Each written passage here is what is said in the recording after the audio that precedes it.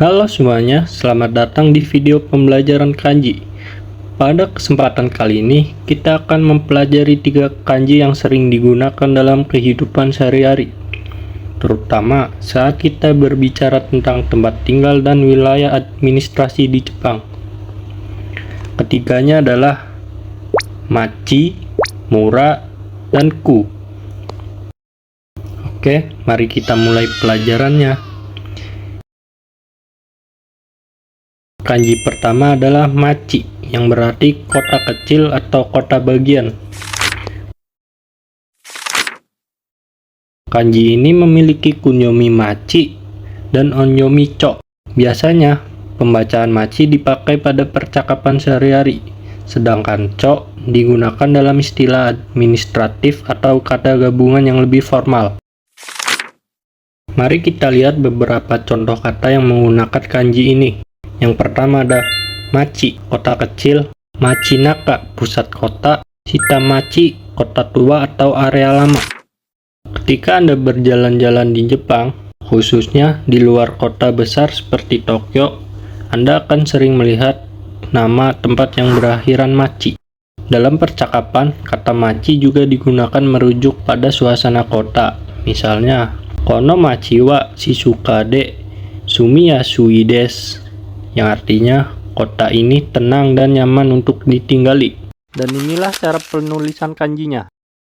Jadi ingat ya, ketika kamu melihat machi, pikirkan saja kota kecil atau kawasan dalam kota. Kanji berikutnya adalah mura, yang berarti desa. Ini biasanya menggambarkan wilayah pedesaan, persawahan, atau komunitas kecil. Kanji ini kunyominya adalah mura dan onyomi song. Beberapa contoh kata yang memakai kanji ini. Yang pertama ada mura, yang artinya desa. Yang kedua ada murabito, yang artinya penduduk desa. Dan yang ketiga ada songcho, yang artinya kepala desa. Di Jepang, desa atau mura biasanya memiliki suasana yang damai dan tradisional. Sebagian besar desa terletak di antara gunung, dekat sungai, atau dekat ladang padi. Jika kamu pernah menonton film Ghibli seperti My Neighbor Totoro, suasana itu sangat mencerminkan kehidupan mura di Jepang. Saat menggunakan onyomi song, kata tersebut biasanya terdengar lebih formal dan digunakan dalam penelitian, geografi, atau istilah administrasi. Berikut adalah contoh percakapan atau kalimatnya. Watashi wa chisana murade sodachimashita, yang berarti saya dibesarkan di sebuah desa kecil. Ini adalah cara penulisannya. Jadi, mura selalu berhubungan dengan desa, alam, dan komunitas kecil. Dan kanji yang terakhir adalah ku, yang berarti distrik. Kanji ini hampir tidak memiliki kunyomi. Jadi kita hanya menggunakan pembacaan onyomi, yaitu ku. Kanji ini sangat umum di kota besar seperti Tokyo, Osaka, dan Yokohama. Dan inilah beberapa contoh katanya. Yang pertama ada ku, yang artinya distrik. Yang kedua ada kucho, yang artinya kepala distrik. Yang ketiga ada kuyakusho, yang artinya kantor distrik. Jika kota kecil disebut machi, maka bagian dalam kota besar dibagi menjadi ku.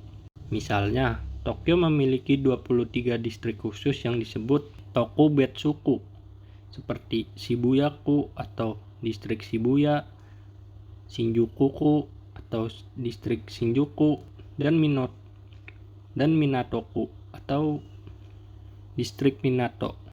Dalam kehidupan sehari-hari, kamu akan sering melihat tanda kuyakusho, yaitu kantor pemerintahan tempat mengurus dokumen kependudukan, alamat, dan administrasi lainnya.